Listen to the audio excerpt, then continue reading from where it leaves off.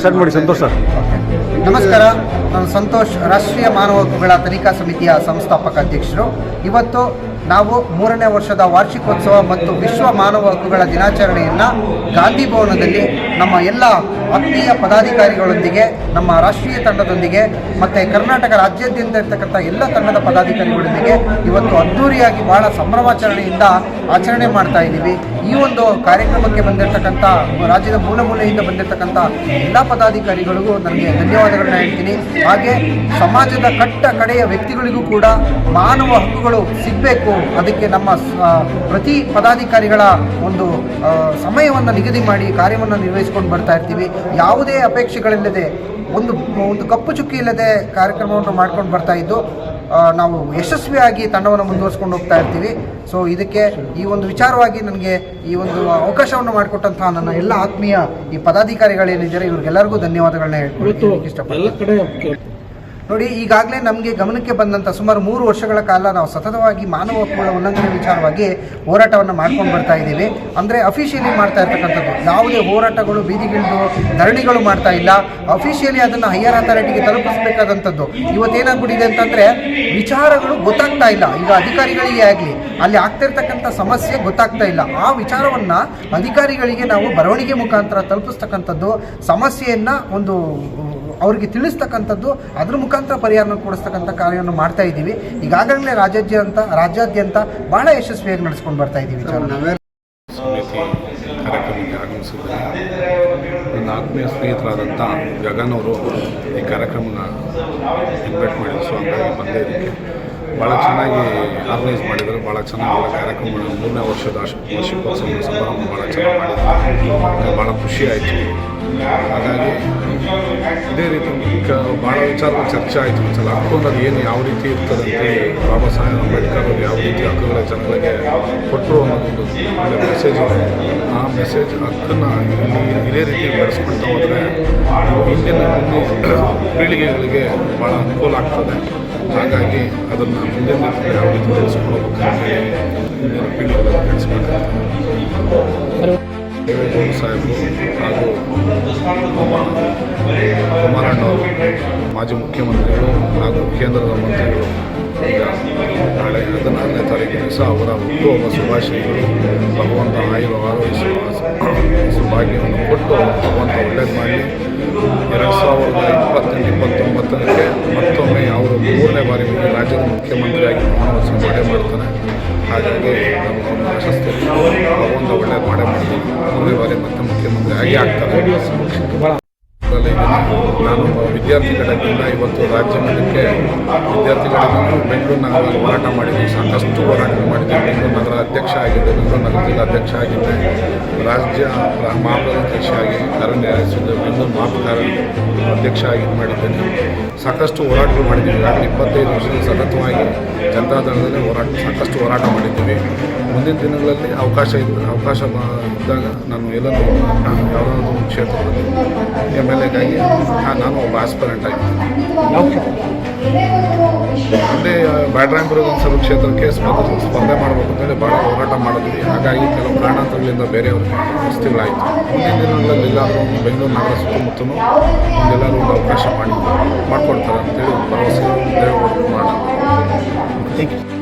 ಅಂತ ನಾವು ಹೈಕೋರ್ಟ್ನಲ್ಲಿ ವಕೀಲರಾಗಿ ಸೇವೆ ಮಾಡ್ತಾಯಿದ್ದೀವಿ. ಹಾಗೆ ನಮ್ಮ ಸಂಸ್ಥೆಯಾದಂತಹ ರಾಷ್ಟ್ರೀಯ ಮಾನವ ಹಕ್ಕುಗಳ ತನಿಖಾ ಸಮಿತಿ ಅಂತ ಇದನ್ನ ನಾವು ಕಳೆದ 3 ವರ್ಷಗಳಿಂದ ಸತತವಾಗಿ ಹೊಂದಿರುವ ವ್ಯಕ್ತಿಗಳಿಗೆ, ಸಮಾಜದ ಒಂದು ಕಟ್ಟೆಕಡ ವ್ಯಕ್ತಿಗೆ ಏನೋ ಒಂದು ನ್ಯಾಯ ಸಿಗಬೇಕು ಅನ್ನೋ ಒಂದು ಮಟ್ಟದಲ್ಲಿ ನಾವು 20 ಜಿಲ್ಲೆನಲ್ಲಿ ಈ ಸಂಸ್ಥೆನ ಕಾರ್ಯನಿರ್ವಹಿಸ್ಕೊಂಡು ಬಂದಿದ್ದೀವಿ. ಹಾಗೆ ಇದು ನಮ್ಮ ಒಂದು ಬಾಲಕಾರ್ಮಿಕ ಪದ್ಧತಿ ಆಗಿರ್ಬೋದು, ಹಾಗೆ ಒಂದು ಭಿಕ್ಷಾಟನೆ ಆಗಿರ್ಬೋದು, ಬಾಲ್ಯ ವಿವಾಹ ನಿಷೇಧ ಆಗಿರ್ಬೋದು, ಒಂದು ಇಲ್ಲಿಗಲ್ ಮೈನಿಂಗ್ ಅಂಥದ್ದಾಗಿರ್ಬೋದು, ಇಂಥವನ್ನೆಲ್ಲ ನಾವು ತುಂಬ ಮಾಡಿ ಸಾಕಷ್ಟು ಮುಚ್ಚಿಸಿದ್ದೀವಿ. ಹಾಗೆ ಒಂದು ಸಮಾಜದಲ್ಲಿ ಯಾರಿಗೆ ಒಂದು ಶೋಷಣೆ ಆಗ್ತಾಯಿದೆ, ಎಲ್ಲಿ ಶೋಷಣೆ ಆಗ್ತಾಯಿದೆ ಅಂತ ನೋಡ್ಬೋದು. ಯಾವುದೇ ಒಂದು ವ್ಯಕ್ತಿಗೆ ಮಾನವ ಹಕ್ಕುಗಳು ಉಲ್ಲಂಘನೆ ಅಲ್ಲೇ ಆಗೋದು, ಅವ್ರ ಹಕ್ಕುಗಳು ಇದೆಯೋ ಇಲ್ವೋ ಅಂತ ಅವ್ರಿಗೆ ಗೊತ್ತಾಗಲ್ಲ, ಅಷ್ಟು ಉಲ್ಲಂಘನೆ ಆಗಿರ್ತದೆ. ನಾವು ಅಂಥದ್ದನ್ನ ಆಗಿರ್ಬೋದು, ಅಲ್ಲಿ ಪೊಲೀಸ್ ಸ್ಟೇಷನ್ನಲ್ಲೂ ಮಾತಾಡೋಂಥದ್ದಾಗಿರ್ಬೋದು, ಇಂಥ ಹಲವಾರು ಒಂದು ಕಾರ್ಯಕ್ರಮಗಳನ್ನ ಮಾಡಿಕೊಂಡು ಹಾಗೆ 3ನೇ ವರ್ಷದ ಒಂದು ಕಾರ್ಯಕ್ರಮನ ಇಂದು ಮಾಡ್ತಾಯಿದ್ದೀವಿ. ಇಲ್ಲಿಗೂ ನಾವು ಕೆಲವಾರು ಜಿಲ್ಲೆಗಳಲ್ಲಿ, ಬೆಳಗಾವಿಯಲ್ಲಿ ರಿಟೈರ್ಮೆಂಟ್ ಜಡ್ಜ್ ಅಂತ ಅವರು ಬಂದರು. ಅದರಿಂದ ನಮ್ಮ ಅಡ್ವೊಕೇಟ್ ಸಂಘದ ಅಧ್ಯಕ್ಷರಾದಂಥ ಅವರು ಕೂಡ ಬಂದರು. ಮತ್ತು ಕರ್ನಾಟಕದ ವಿವಿಧ ಜಿಲ್ಲೆಗಳ ಪದಾಧಿಕಾರಿಗಳು ಬಂದಿದ್ದರು. ಬಿಜಾಪುರ ಜಿಲ್ಲೆ ಇಂಡಿ ತಾಲೂಕಿನಿಂದ ಬಂದಿದ್ದೀನಿ. ಯಾಕೆ ನಾವು ಇಲ್ಲಿ ಒಟ್ಟಾಗಿ ಸೇರಿದ್ದೀವಿ ಅನ್ನುವಂಥ ವಿಚಾರಗಳು ನಮ್ಮೆಲ್ಲರಿಗೂ ಗೊತ್ತಾಗಬೇಕು.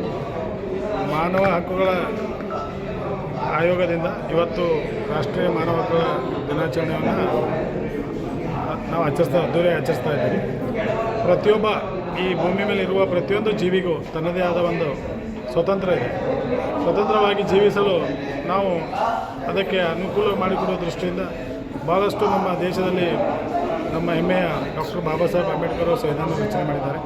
ಸಂವಿಧಾನದ ಮೂಲಭೂತಗಳಲ್ಲಿ ಪ್ರತಿಯೊಂದು ಜೀವಿಗೂ ತನ್ನದೇ ಆದ ಒಂದು ಹಕ್ಕು ಮತ್ತು ಸ್ವತಂತ್ರ ಜೀವಿಸುವ ಬದುಕುವ ಶಕ್ತಿಯನ್ನು ಕೊಟ್ಟಿದ್ದಾರೆ.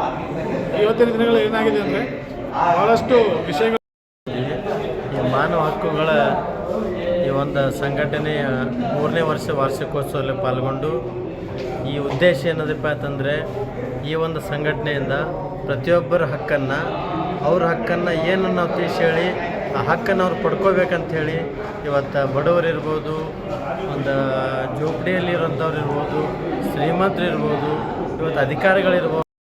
ಪ್ರಕಾಶ್ ಬಿರಾದರ್ ಅಂತ ಹೇಳ್ಬಿಟ್ಟು ಬಿಜಾಪುರ ಜಿಲ್ಲೆ ಕಡೆಯ ನಮ್ಮ ರಾಜ್ಯದ ಇಂಡಿ ತಾಲೂಕಿನಿಂದ ಬಂದವರು, ಭೀಮಾ ತೀರದಿಂದ ಬಂದವರು.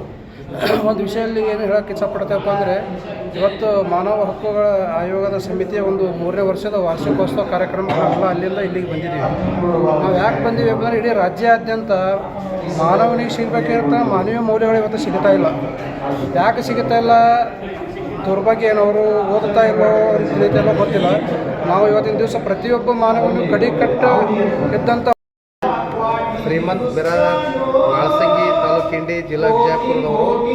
ನಾವು ರಾಷ್ಟ್ರೀಯ ಮಾನವ ಸಮಿತಿಯ ಕಾರ್ಯಕ್ರಮಕ್ಕೆ ನಾವು ಇಂಡಿ ತಾಲೂಕಿನಿಂದ ಬಂದಿರುವ ನಮ್ಮ ಅಧ್ಯಕ್ಷರು, ಉಪಾಧ್ಯಕ್ಷರು ಮತ್ತು ಕಾರ್ಯದರ್ಶಿಗಳು ಎಲ್ಲರೂ ಕೂಡಿ ನಾವು 4-5 ಜನ ಕೂಡಿ ಬಂದು ಈ ಕಾರ್ಯಕ್ರಮದ ಬಗ್ಗೆ ಕಾರ್ಯಕ್ರಮಕ್ಕೆ ಕೂಡಿ ನಂತರ ಈ ಮಾನವ ಹಕ್ಕುಗಳ ಉಲ್ಲಂಘನೆ ಎಲ್ಲೆಲ್ಲಿ ಆಗ್ತಪ್ಪ ಅಂತಂದ್ರೆ ಆಶೆ ಆಮಿಷ ದುಷ್ಟಗುಣಗಳು ಎಲ್ಲಿ ಮಾನವನ ಹುಲಿ ಬರ್ತದೆ ಅಲ್ಲಿ ಹಕ್ಕುಗಳು ಉಲ್ಲಂಘನೆ ಆಗ್ತವ. ಅಂಥವುಗಳನ್ನು ನಾವು ಎಲ್ಲರೂ ಕೂಡಿ ನಮ್ಮ ಇಂಡಿ ತಾಲೂಕದೊಳಗೆ ನಾವು ಎಲ್ಲಿ ಉಲ್ಲಂಘನೆ ಆಗ್ತವೆ ಅಲ್ಲಿ ನಾವು ಕೈಕಟ್ಟಿ ನಿಂತು ನಾವು ಉದ್ಧಾರ ಮಾಡ್ತೇವೆ ಅಂತಕ್ಕಂಥ ಮಾತನ್ನು ಅಧ್ಯಕ್ಷರು ಮತ್ತು ಉಪಾಧ್ಯಕ್ಷರ ನೇತೃತ್ವದೊಳಗೆ ನಾನು ಹೇಳಲು ಬಯಸುತ್ತೇನೆ. ಅದನ್ನು ಮೈವಂಚಿಕೊಳ್ಳೋದು ಭಾಳ ಕಷ್ಟ. ಹಂಗಂತ ಹೇಳಿ ನಮ್ಮ ಹಕ್ಕುಗಳನ್ನು ನಾವು ಮರೆತುಕೊಂಡಿರಂಗಿಲ್ಲ. Necessity is the mother of invention. ಅರ್ಥ ನಮಗೆ ಬೆಲೆ ಸಿಗ್ತದೆ ಹೊರತು ಇಲ್ಲಾಂದರೆ ಪೇಪರ್ನಾಗ ಹೊಡೆದು ಬಿಡ್ತದೆ ಅದು. ನಾನು ಉತ್ತರ ಕರ್ನಾಟಕನಾಗಿದ್ದರಿಂದ ಅಲ್ಲಿ ಉತ್ತರ ಕರ್ನಾಟಕದ ಒಂದು ಉದಾಹರಣೆ ಹೇಳ್ತೀನಿ. ನಮ್ಮಲ್ಲಿ ಹೆಣ್ಮಕ್ಳು ಒಲೆ ಮುಂದೆ ಕೂತ್ಕೊಂಡು ಪಟ ಪಟ ಪಟ ಪಟ ಪಟ ಪಟ ಈಗ ರೊಟ್ಟಿ ಬಡಿತಿರ್ತಾರೆ. ಆ ಮಗ್ಳ ಇದ್ರೊಳಗೆ ಒಂದು ಸೀರೆ ಒಳಗೆ ಒಂದು ಜೋಕಾಲಿ ಹಾಕಿ ಮಗನ ಮಲಗಿಸಿರ್ತಾರೆ ಅಲ್ಲೇ. ಈ ಅಮ್ಮ ಅಲ್ಲಿವರೆಗೆ ರೊಟ್ಟಿ ಬಡಿತಾಳಂದ್ರೆ ಕಟ ಕಟ ಕಟ ಕಟ ಬಡಿತಿರ್ತಾಳ. ಮಗು ಅಳುವರೆಗೆ ಮಗು ಹೊತ್ತ ಕೊನೆಗೆ ಅವನಲ್ಲಿ ಎತ್ತಿಟ್ಟು ಮಗುಗೆ ಹಾಲು ಕುಡಿಸ್ತಾಳೆ. ಹಾಗೆ ಇಲ್ಲೂ ಸಹಿತ ನಾವು 10 ಪ್ರೊಟೆಸ್ಟ್ ಮಾಡಿದ್ರೆ ಮಾತ್ರ ನಮ್ಮ ಹಕ್ಕು ಸಿಗ್ತಾವೆ ಹೊರತು ನೀವು ಸುಮ್ಮಿದ್ರೆ ತಲೆ ಮೇಲೆ 100 ಕಾಳುಗಳು ಬರ್ತಾವೆ. ಆದ್ದರಿಂದ ನಮಗೆ ಗೊತ್ತಿರಬೇಕು. ನಮ್ಮ ತಿಪ್ಪೇಸ್ವಾಮಿ ಅವರು ಹೇಳಿದರು, ಎಜುಕೇಶನ್ ಇಸ್ ಭಾಳ ಇಂಪಾರ್ಟೆಂಟ್ ಸರ್. ಎಜುಕೇಶನ್ ಅಂದರೆ ವಿವೇಕಾನಂದ ಒಂದು ಕಡೆ ಮಾತು ಹೇಳ್ತಾನೆ, ನಾನು ಭಾಳ ಚರಿಷ್ ಮಾಡ್ತೀನಿ ಅಂದ್ರೆ, ನಾಲೆಜ್ ಈಸ್ ಪವರ್. ವ್ಯಕ್ತಿಗೆ ಜ್ಞಾನ ಅನ್ನೋದು ದೊಡ್ಡ ಶಕ್ತಿ. ಎಂಥವ್ರನ್ನಾದ್ರೂ ಎದುರಿಸ್ಬೋದು. ನಾವೀಗ ನನ್ನ ವೃತ್ತಿ ಬರೋದ್ರಿಂದ ನಾನು ಈಗ ಜಡ್ಜ್ ಕೆಲಸ ಮಾಡಿ ವಕೀಲಿಕೆ ಮಾಡಕ್ಕೆ ಹತ್ತಿದ್ದೀನಿ. ಆ ಹಿಂದಿನ ಅನುಭವ ನನಗೆ ಅಸ್ತ್ರ ಇಲ್ಲ. ಈ ಉಳಿದ ವಕೀಲರು ಏನು ಮಾಡ್ತಾರೆ ಅಂದರೆ 2-2 ಗಂಟೆ 3-3 ಗಂಟೆ ಜಡ್ಜರ್ ತಲೆ ಕೆಡಿಸಿಬಿಡ್ತಾರೆ.